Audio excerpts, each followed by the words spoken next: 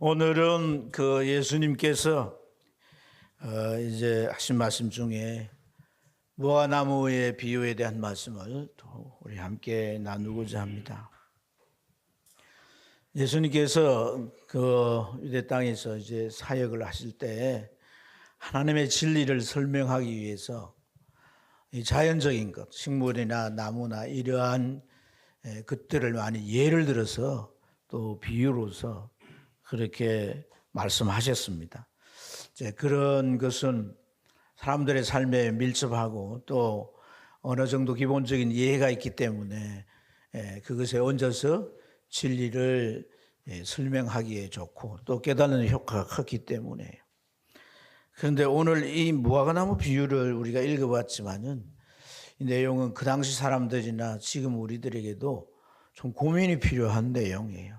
무슨 뜻인지 이렇게 생각을 해봐야 되는 그런 내용인데요. 먼저 이제 이 말씀의 그 비유 내용 가운데 살펴볼 게 한 사람이 포도원에다가 무화과나무를 심었다 하는 겁니다. 그리고 이제 그 와서 그 열매를 구하였으나 얻질 못했는데 자신의 그 과수원 지기에게 3년 동안 와가지고 열매를 구했지만은 이 무화과나무는 열매를 내지 못했다. 그러니 찍어버려라. 그 나무를 이제 찍어서 그 나무를 이제 불태워버리는 거죠. 그래서 땅만 버리겠느냐 이렇게 했다는 것입니다. 그럼 주님 이 말씀이 어떤 이제 이해가 더 필요할까요? 이 무화과나무를 포도원에 심었다. 라고 하는 것부터가 그 농사를 지어본 유대인들에게는 잘 이해가 안 되는 거예요. 포도원이라고 하는 곳은요, 이 과수목을 심기 위해서 조성된 그런 이제 과수원 밭이에요. 그러니까 그것은 돌이나 나무 뿌리를 다 걷어내고 흙을 아주 부드럽게 만들어서 토질도 나무들이 잘 서식할 수 있는 그런 토질로 이렇게 바꿔 놓는 거예요. 그래서 아주 식물 가운데도 뭐 까다로운 식물도 거기 심어 놓으면 그냥 잘 나고 자라서 열매를 맺고 하는 곳이에요. 근데 이 무화과 나무는요, 굳이 포도원에 심질 않아도 뭐 어디에 심어놔도 이 무화과는 잘 나고 자라고 또 열매를 맺는 그런 특성을 가진 나무라는 거예요. 그래서 굳이 포도원에 심을 필요가 없는데 그 땅 아깝게 그게 포도나무를 하나 더 심지 왜 무화과를 심어가지고 열매도 거두지 못하고 주인이 와가지고 뭐 찍어버리라는 둥 뭐 그런 얘기를 하는가. 이 비유가 이게 좀 제대로 된 설정이 아닌가 하는 그런 이제 오해를 할 수가 있어요. 무화과 나무라고 하는 것은 참 번식력이 강해요. 그래서 이제 그 저희 집에도 그 친구가 준 무화과 나무를 이제 저희들이 그 아파트잖아요. 근데 거기 주인이 흙을 묻어놔 거기다가 제가 갖다 심었는데 이 녀석이 얼마나 큰지 무화과 열매를 많이 맺어요. 그래서 저 우리 리사라 농학 박사한테다가 물었어요. 이거 왜 이렇게 잘 자라지? 그러니까 목사님 이 밑에 나무 뿌리가 여기 이 화단 전체에 뻗어 있어요. 이러더라고. 네가 보지도 않고 어떻게 아냐? 제가 농학 연구하니까 식물에 대해 잘 알죠. 그러니까 정말 그런 것 같아요. 뿌리를 곳곳에 막 뻗으니까 양분을 많이 차지하고 그래서 다 잘라버리고 그냥 그 나무 이 줄기만 이렇게 있는데도 철이 되면 막 가지를 뻗어가지고 거기서도 막 잎을 내고 추렁추렁 열매를 맺게 되는 게 이 나무가 가지고 있는 그런 이제 번식력의 특성 때문인 것 같아요. 그래서 이 이스라엘 사람들은 무화과를 어디 심느냐 길가에 심어 놓고 사람들이 하나씩 이렇게 따먹고 열매도 이제 봄에 이른 봄에 늦은 가을에 이렇게 맺히니까 지나가는 나그네에게 좋은 간식거리가 되는 거거든요. 저 들에나 이런 데 심지 아무도 포도원에 심지 않는다는 거예요. 그래서 그 얘기를 들을 때 의아해할 수 있는데 또 하나는 주인이 말을 하기에 내가 3년 동안 와서 열매를 얻어보려고 이 잎사귀를 해치고 봐도 열매가 맺히지 않았단 말이지. 그래서 쓸모없으니까 찍어서 없애버려라 이렇게 얘기를 했는데, 보통 과수목은요, 무목을 구해다가 이렇게 밭에 심으면 한 3년이 되면 열매를 맺기 시작하는 거예요. 늦어도 5년 안에 열매를 맺는데, 이 과수목에 대한 그 이스라엘의 농사법 규례가 있어요. 하나님께서 율법에다가 이것을 맹세해서 이제 이 규례를 따라서 이 과수원의 나무들을 재배하고 또 열매를 거두도록 이렇게 하나님이 규정을 정해 주었어요. 그 율법의 규례가 레위기 19장 23절부터 25절에 있는데요. 거기 보면 너희가 그 땅에 들어가, 그러니까 애굽에서 나와서 가나안 땅에 들어가죠. 그러면 거기다 각종 과목을 심거든 그 열매는 아직 할례 받지 못한 것으로 여겨서 곧 3년 동안 너희는 그 할례 받지 못한 것으로 여겨서 먹지 말라 이렇게 말씀하셨어요. 그리고 4년째 되면 그 모든 이 과일들이 거룩하니 그것은 여호와께 드려서 찬송할 것이라 이렇게 말씀하고, 5년째 되는 열매를 맺으면 그것을 따서 너희들이 먹어라 이렇게 말씀하시고, 그러면 그렇게 하면 너희 소출이 풍성할 거다라고 하는 하나님께서 말씀을 주셨어요.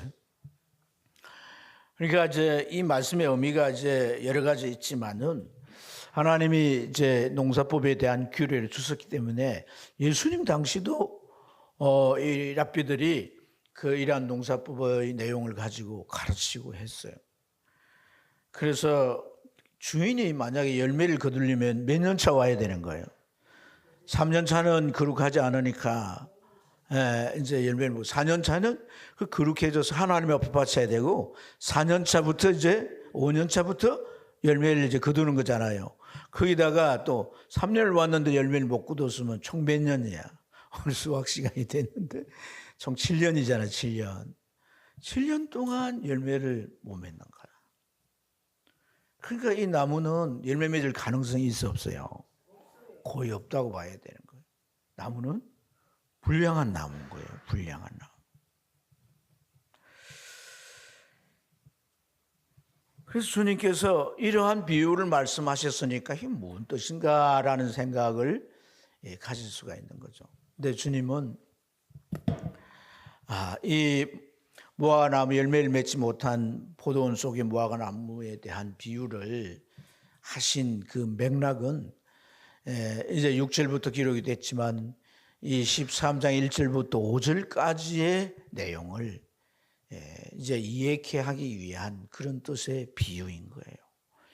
1절부터 5절까지의 내용이 간략하게 설명을 드린다면, 당시 로마에서 파송된 그 유대 총독 빌라도가 이 갈릴리 사람들이 자꾸 로마 정부에 이제 반항을 하고 데모를 일으키고 하니까 그 갈릴리 사람들의 얼마를 죽였어요. 그리고 그 피를 하나님 앞에 성전에 제사하는 그 제물에 섞어서 제사하게 했다는 거예요. 그러니까 아주 굉장한 모욕을 주기 위한 거죠. 그런데 그걸 이제 보고 온 사람들이 예수님께 와가지고 그런 일이 있었다고 보고를 한 거예요. 근데 예수님이 이거 나쁜 놈이네, 빌라도 총독 그 진짜 몹쓸 짓을 했는데 이렇게 말해야 되는데, 예수님이 어떻게 말씀을 하시냐면 오히려 회개를 말씀하시는 거예요. 너희가 회개해야 한다. 회개하지 않으면 그와 같이 망한다. 너희가 회개하지 않으면 다른 일로도 너희가 망할 수 있다 라는 말씀을 했다는 거예요. 자, 주님이 이런 말씀을 한 것과 이 포도나무 열매 맺지 못하는 무화과 나무 열매 맺지 못하는 무슨 관련이 있냐는 거예요. 무슨 관련이 있기에 주님이 이것을 말씀을 하셨냐. 영적인 의미로 좀 우리가 전환시켜서 열매 맺는 삶, 회개가 열매 맺는 변화된 삶, 정말 하나님이 원하시고 기뻐하는 그런 삶이 되는 데는 전제를 하는 게 회개란 거예요. 회개치 아니하면 우리는 변화되고 그렇게 열매 맺는 삶으로 갈 수가 없다는 거예요. 우리 속에 육적인 육성과 또 타락된 죄성이 우리의 모든 생각과 마음과 원하는 뜻과 이런 것들을 아주 지배해서 여전히 옛 사람의 삶을 벗어나지 못하게 한다. 세상에서 오는 온갖 이제 눈에 보이는 유혹들 이런 것을 계속해서 내 안에 이 어떤 가치관이나 이 안에 이제 이 원하는 그런 이 마음들이 계속 그것을 쫓아가기 때문에 우리가 주님이 원하시는 그런 삶을 결코 살 수가 없다는 거예요. 회개란 게 뭐냐? 회개란 건 그냥 내가 잘못했어요 하는 게 아니에요. 그것은 기독교에서 말하는 회개가 아니고 세상에서 가르치는 반성의 일종이에요. 기독교 회개는 내가 할 수 있는 게 아니에요. 기독교 회개는 정말 하나님의 말씀을 들을 때 성령이 그 말씀의 진리를 이제 통해서 나를 비추어 주게 하는 거예요. 캄캄한 밤에 불을 비추듯 비추면 내 모습이 보여지는 거다. 그 보여지는 모습 속에서 내가 어떻게 살았는가가 다 드러나는데 그 속에서 죄가 보이게 되고 내 삶이 허무한 것을 쫓게 되는 것을 보게 되고 내가 이러한 삶을 살한 것이 얼마나 무의미하고 가치 없었는가가 깨달아지게 돼요. 그리고 이러한 모든 삶의 결과인 죄를 해결하기 위해서 예수님이 십자가에 죽으셨다라고 하는 그 죽음의 의미가 바로 나와 부합돼서 내 죄 때문이라고 하는 영원한 불행과 지옥에 떨어질 수밖에 없는 그 죄를 해결하기 위해 십자가에서 나의 죄값으로 죽으셨다라고 하는 이게 깨달아 믿어지고 그 예수를 내 마음에 모시게 되는 거예요. 그리고 또 하나는 뭐냐면 내가 정말 지금까지 그렇게 살아왔던 이 나 자신, 내가 때로는 뭔가를 할 수 있는 의지도 있고 힘도 있고 결단도 있다 하지만은 하나님이 원하시는 삶을 결코 내가 살 수가 없다는 거예요. 내 스스로 내가 올바르게 착하게 또 선하게 정말 하나님이 기뻐하는 삶을 살려고 한다 할지라도 그렇게 결단하고 내가 결심한다 할지라도 그게 안 된다는 거예요. 그래서 내가 예수 그리스도를 의지한다는 거예요. 마치 가지가 원나무에 붙듯이 이렇게 의지하게 되면 그러한 방향전환의 삶에서 주님께서 계속 공급해 주시는 은혜가 시시때때로 있었어. 어느 곳에나 있었어. 내가 하나님이 기뻐하는 삶을 살아갈 수 있는 그 열매란 거예요. 그게 열매.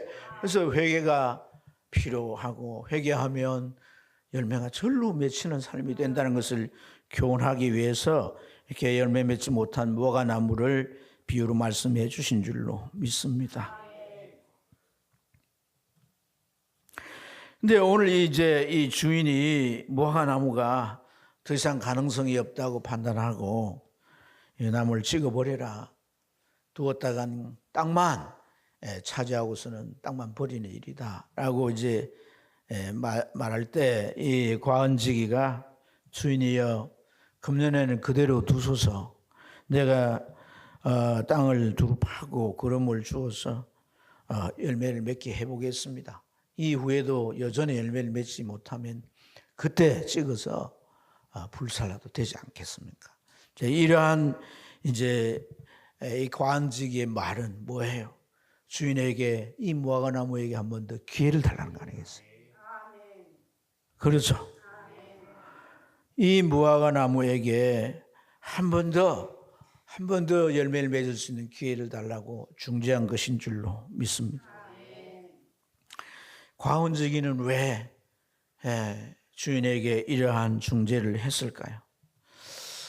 여러분 이 무화과나무를 한번 생각해 보십시다. 이 무화과나무는 사실 이렇게 길가나 들에나 아주 척박한 땅에 심기어져야 하고 된소리 맞아가면서 눈이 오면 얼어 죽기도 하고 바람에 부러지기도 할 그런 나무인데 울타리가 있고 포도로운 땅에 거름을 주고 전질해주고 하는 그런 포도원에다가 이걸 심었잖아요. 그렇죠? 그렇죠. 이게 은혜란 거예요. 은혜. 이게 은혜란 거예요. 우리가 세상 가운데 살면 내 힘이 있고 지혜가 있고 내가 경험을 쌓아가지고 얼마든지 내가 성공적으로 살 수 있다지만은 성공을 다 하고 이름을 떨치고 이랬던 사람이 넘어져가지고 그 일생이 불행한 사람들 얼마나 많냐. 물론 그러지 않는 사람도 있겠지만 하나님의 울타리가 되어 주셔야 되고 하나님 나를 관리해 주시는 게 얼마나 큰 은혜인 줄 알아야 됩니다. 세상 가운데 있는 우리를 교회를 부르시고 누구 앞에 가도 도움을 받지 못하고 형제 자매를 찾아가도 내게 도움을 그들도 살기가 힘드니까. 그러나 하나님 앞에 나와 기도할 때 하나님이 응답하시고 살 길을 열어주시고 가로막힌 장애물을 제거해 주시며 앞길을 열어주시는 게 하나님의 은혜인데 하나님이 우리를 그렇게 교회 안에 부르시고 이렇게 보호의 울타리를 쳐놓고 귀신들이 침범하지 못하게 하고 저주를 다 막으셔서 이제 그 더 이상 저주와 해당이 없게 하시고 하나님 내가 이런 일 하며 살아가기를 원하는데 내가 하나님 앞에 쓰임받기를 원합니다. 여러분이 세상 예수 믿고 살면서 내가 뭐 큰 돈을 벌어 빌딩을 세우고 거기에 회장 자리에 앉아서 그 돈은 피우며 그런 생각으로 하나님 앞에 구하면 안 되는 거예요. 우리가 먹어봐야 새끼예요.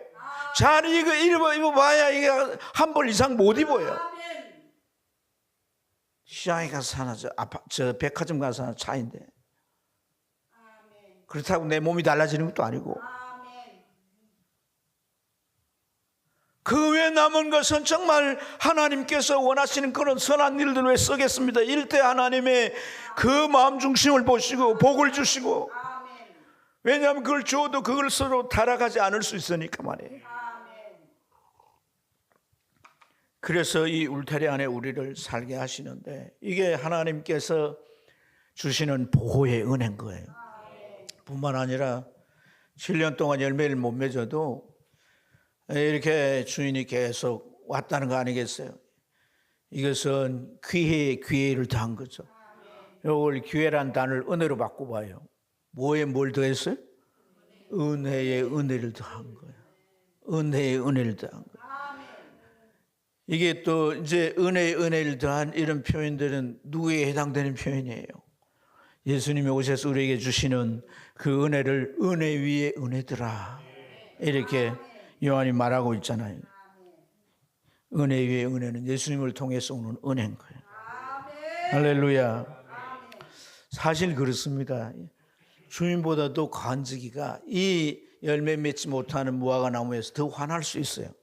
왜냐하면 주인은요, 저 모목점에 가가지고 무화과 나무 한 그루 사다 가지고 과원지기에 툭 던져주면서 심고 한번 키워봐. 내가 무화과 먹고 싶은데 이랬을 거란 말이죠. 그렇죠? 하나만 심었으니까 그걸 가지고 뭐 열매 팔아가지고 장사하겠다는 거 아니겠어요? 자기 먹으려고 아마 했을 거란 말이에요. 그랬는데 그걸 갖다가 적당한 장소에다 가서 심고 또 자라게 물 주고 또 이제 전지도 쳐주고 겨울 되면 추워 올까봐 이제 이렇게 싸서 얼지 않도록 도 해주고 정성을 다해서 재배를 한 사람은 누구예요? 주인이 아니라 가원직이 아닙니까? 근데 이게 지금 7년이 지나도 열매를 못 맺으니까 사실 화가 나도 과원지기가 화가 날 거 아니란 말이에요. 그래요, 안 그래요? 그런데 오늘 이 가원지기가 어떻게 말합니까? 주님이여, 금년에는 그대로 두소서. 내가 땅을 파고 거름을 땅을 두루 파고 거름을 주어서 열매 맺도록 해보겠습니다.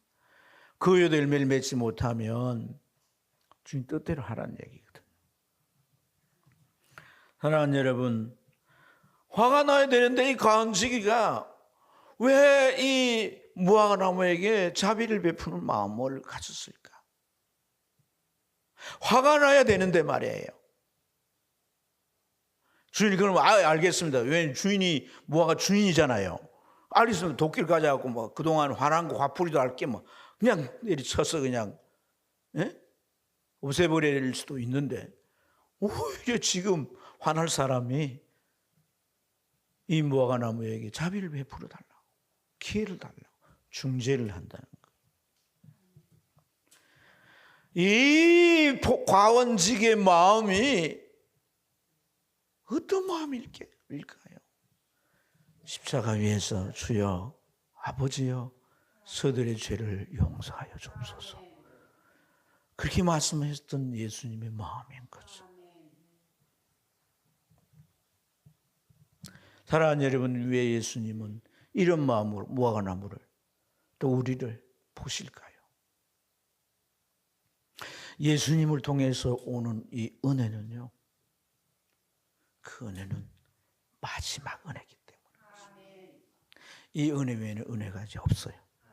저 하늘로부터 오는 은혜 가운데 이 은혜 외에는 은혜가 없어요. 다른 은혜가 없어요. 예수님을 통해서 오는 은혜만이 유일한 하나님의 은혜입니다. 이 은혜가 지나가면 그 다음에는 찢겨서 불에 던져지는 일밖에 없기 때문에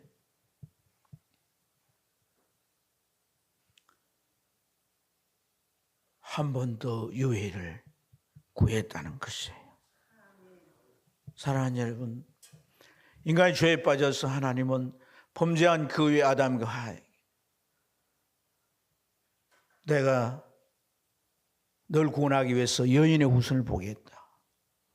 요셉의 정자가 아닌 마리아를 통해서 성령으로 잉태되어서 이 땅 위에 예수님 인간으로 보내겠다는 약속이에요.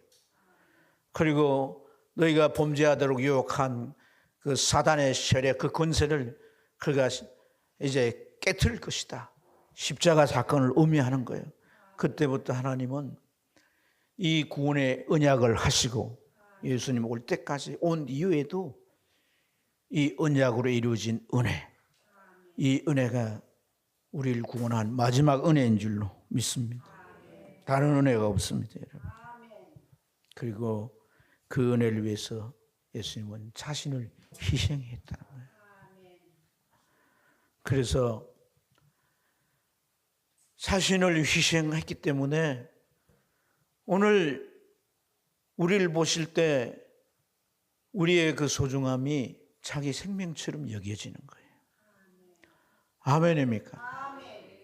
구원받지 못한 이웃들은 모르겠지만 어쨌든 교회 나오고 예수님의 이름을 부르고 하나님께 예배하면서 기도하며 이렇게 신앙생활하는 자들은 예수님 바라볼 때 자기가 십자가에서 자기 목숨을 내어줬기 때문에 날 위해서, 여러분을 위해서, 우리 각자를 위해서.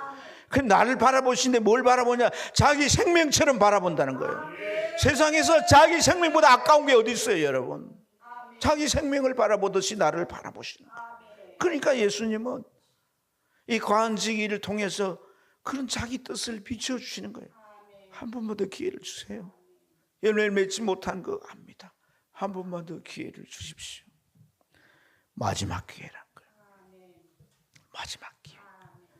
그래서 여러분, 이 마지막 기회고 이 은혜를 힘입고 또 예수 그리스도 안에서 계속되는 은혜를 힘입어서 열매를 맺어야 된다라고 하는 것을 성경 우리에게 가르치고 있는 줄로 믿습니다. 이 은혜가 얼마나 중요한가를 히브리서 기자는 6장 6절에서 이 은혜를 경험하고도 타락하면 어떻게 말씀해 다시 새롭게 할 수 없다고 말합니다. 회개할 수 없는 이는 하나님의 아들을 다 십자가에 못 박고 욕되게 함이라 그렇게 말했어요.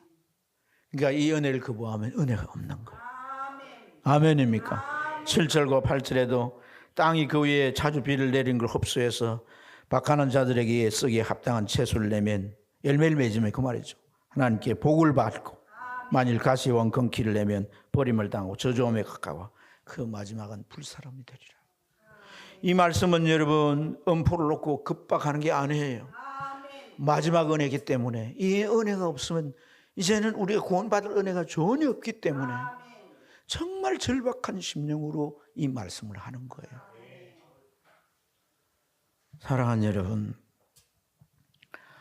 자, 이 과원지기가 한 말에 우리가 유의해야 합니다. 주인님 금년에 그대로 두소서 내가 두릅하고 걸음을 주겠다. 이 말씀은 어떤 의미겠어요? 그럼 우리에게 이 적용할 수 있는 너무 놀라운 진리입니다. 이 진리가 이 비유 속에 담겨 있어요. 열매 못 맺는 이 무화과나무에게 찍어 없애버리라고 하는데 금년에 그대로 두소서. 내가 두릅하고 걸음을 주어서 열매 맺게 하겠습니다. 그래도 열매를 못 맺으면 그때 주님 뜻대로 하세요. 이 말이거든요. 그런데 여러분 이게 어떤 의미냐면 배상적 의미가 담겨 있어요. 무슨 의미가? 배상적 의미. 그러니까 이 그대로 두소서라고 하는 IM이라고 하는 이 헬라어는 사멘 또는 용서의 말, 그대로 두소서 이렇게 번역이 됐지만은 이 원어의 뜻은 사멘 때는 용서예요. 그러니까 그대로 두소서 이 말을 이제 원어 그대로 설명을 한다면 사면해 주십시오. 용서해 주십시오. 이런 말이에요. 그동안 열매 맺지 못한 걸 용서해 주십시오. 그동안 우리가 죄 짓고 살아왔던 거 용서해 주십시오. 어떤 죄를 지었든지 용서해 주십시오. 누가 이 말을 할 수가 있습니까, 여러분? 누가 이 말을 할 수 있습니까? 그 죄를 담당한 자 외에는 할 수가 없는 말이에요. 그래서 주님의 십자가에서 주여 저들의 죄를 사하여 주옵소서라는 이 말과 여기 아비엠이라는 말이 같은 단어입니다. 같은 단어. 뿐만 아니라 내가 땅을 두릅하고 기름을 주겠다는 것은 이 두릅한다는 말은 땅을 다시 더 부드럽게 만들고 그리고 열매를 맺을 수밖에 없는 그런 양분의 기름을 주어서 반드시 열매 맺도록 하겠다는 거예요. 반드시 열매 맺도록 하겠다는 거예요. 살아있는 나무라면 열매를 맺을 수밖에 없도록 내가 그렇게 재배하겠습니다. 그 말이에요.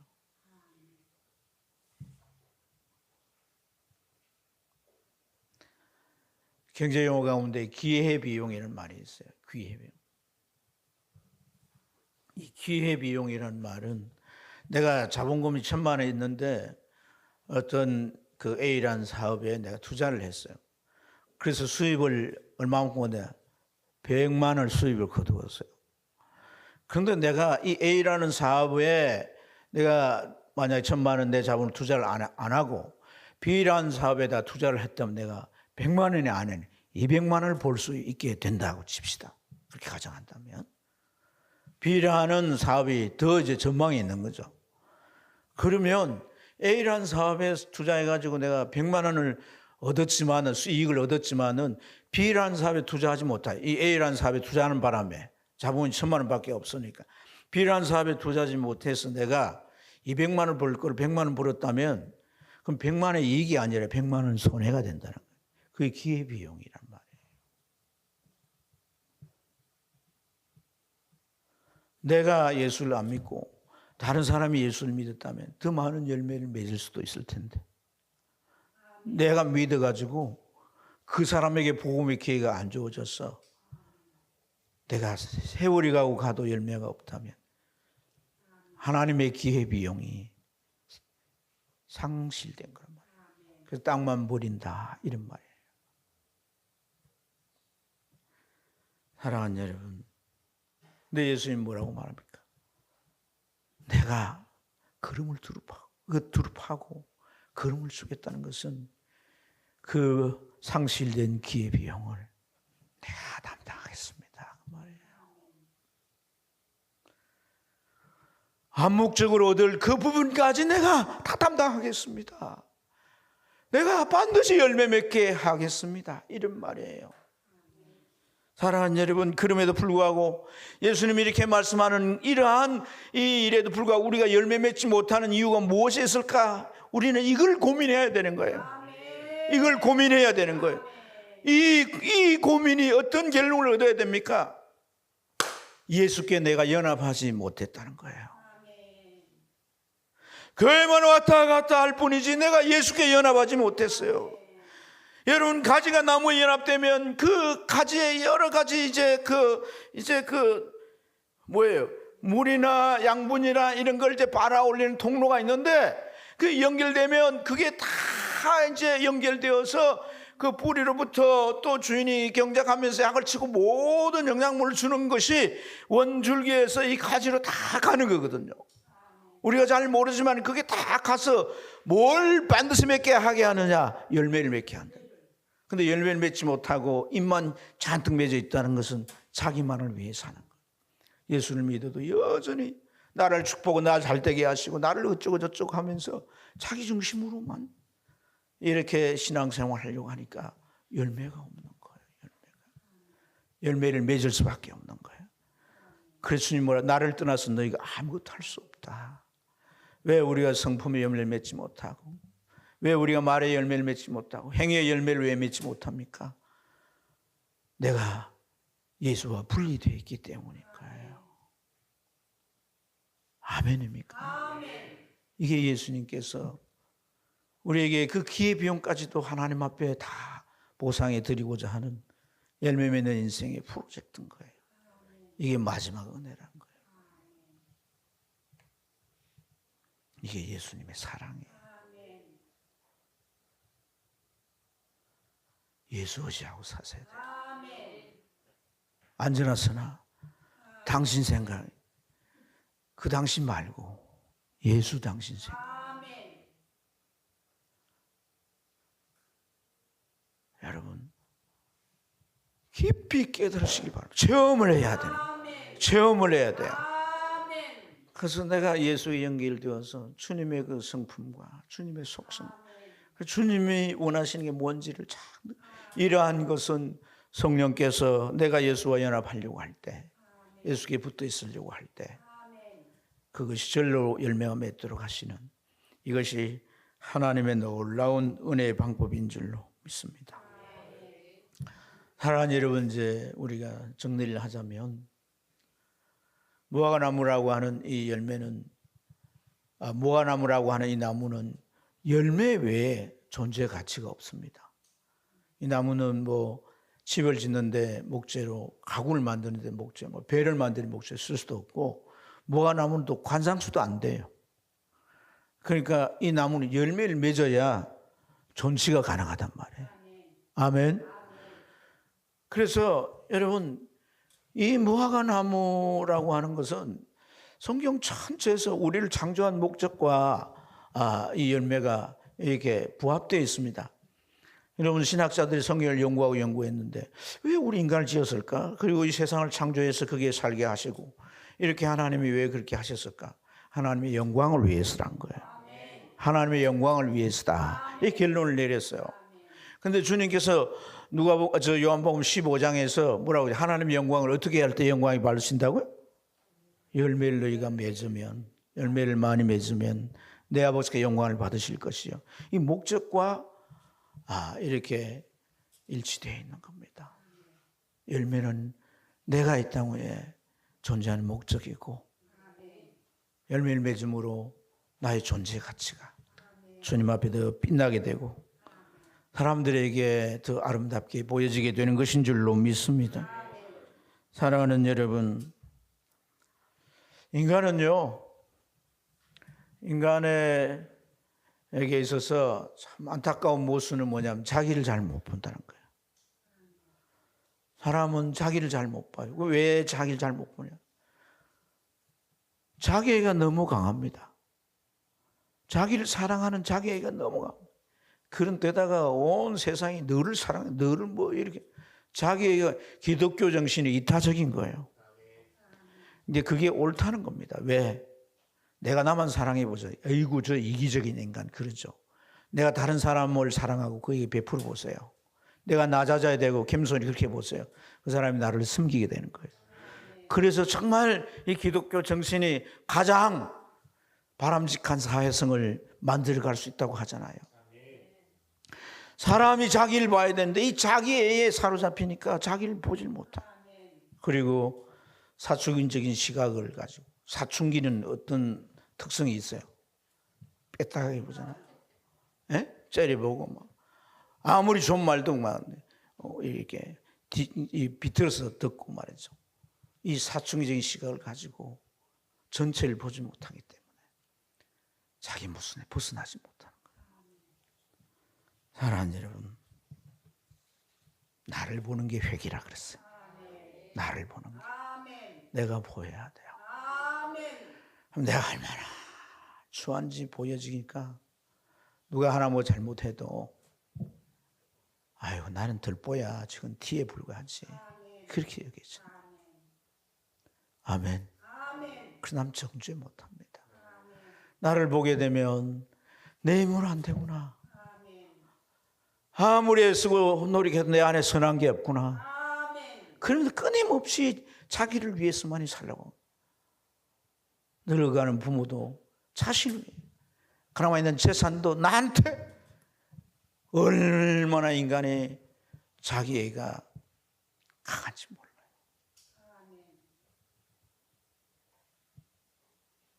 이 모순에 빠지면 절대로 자신이 보이지 않습니다. 그래서 주님 앞에 와서 우리는 나를 낮추고 하나님 성령께서 조용히 증거하는 이 진리를 통해서 나를 비추어 주옵소서.